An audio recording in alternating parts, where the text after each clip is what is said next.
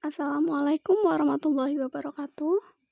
Perkenalkan, nama saya Nurul Ani Hayati, NIM 18070160012. Kali ini di mata kuliah Psikologi Komunitas, saya akan menerangkan bab lapisan masyarakat menunjukkan kelas komunitas.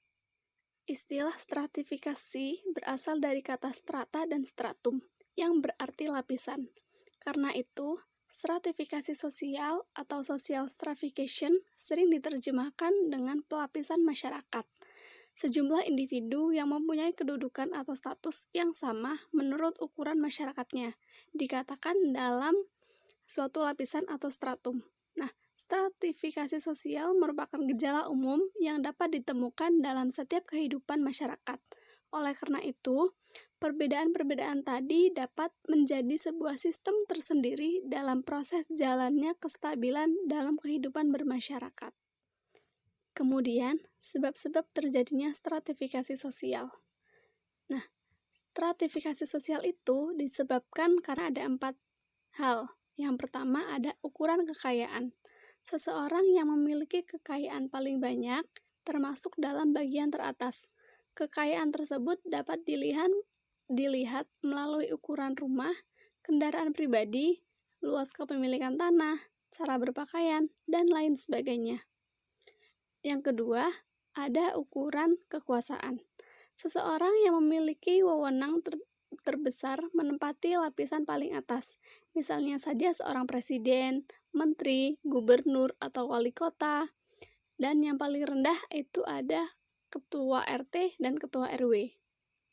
Kemudian yang ketiga ada ukuran kehormatan.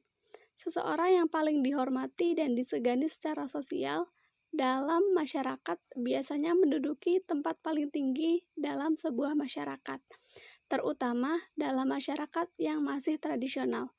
Biasanya mereka adalah kelompok ulama atau kiai, ustadz, tokoh atau kepala suku, orang tua atau seseorang yang memiliki jasa terhadap masyarakat dalam hal seorang pahlawan. Dan yang terakhir adalah ukuran ilmu pengetahuan. Umumnya, seseorang atau kelompok yang memiliki derajat pendidikan yang tinggi biasanya menduduki posisi tertinggi dalam masyarakat. Misalnya, seorang sarjana lebih tinggi posisinya ketimbang seseorang yang hanya lulusan sekolah menengah atas atau SLTA atau SLTP. Namun, ukuran ini terkadang menyebabkan terjadinya efek negatif karena dalam kenyataan masyarakat sekarang bahwa kualitas atau mutu ilmu pengetahuannya tidak lagi menjadi ukuran, melainkan ukuran gelar yang disandangkan. Selanjutnya, dampak adanya perbedaan lapisan masyarakat.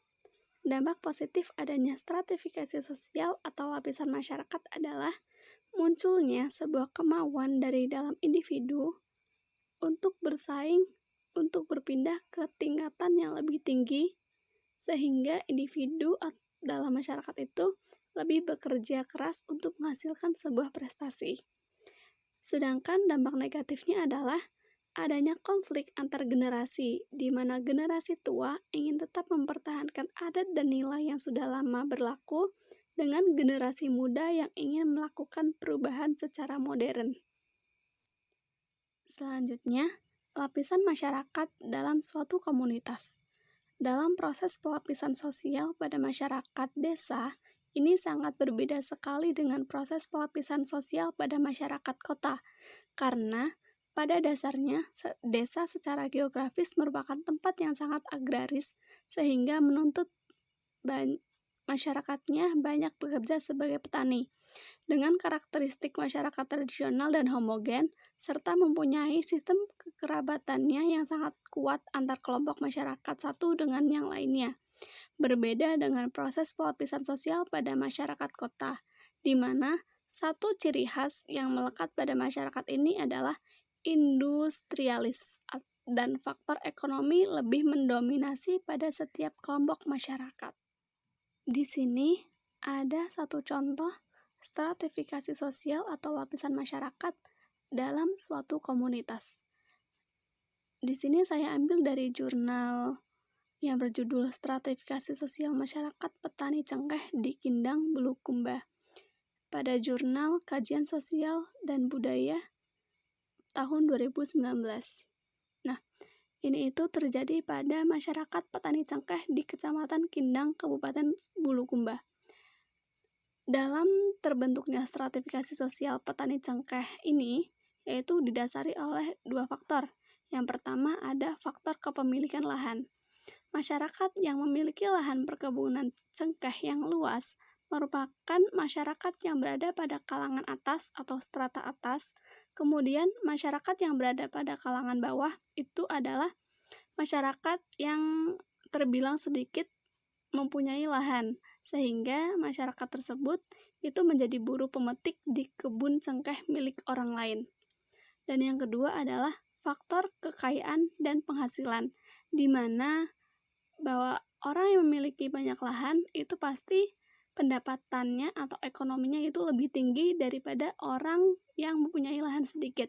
Jadi terbentuknya stratifikasi itu pada kelompok ini ya, itu didasarkan pada kepemilikan lahan, dan penghasilan. Nah, seperti itu pemaparan materi dari saya. Apabila ada kesalahan kata dalam ucapan, saya mohon maaf. Dan terima kasih bagi kalian sudah mendengarkan dan menonton pemaparan materi saya. Wassalamualaikum warahmatullahi wabarakatuh.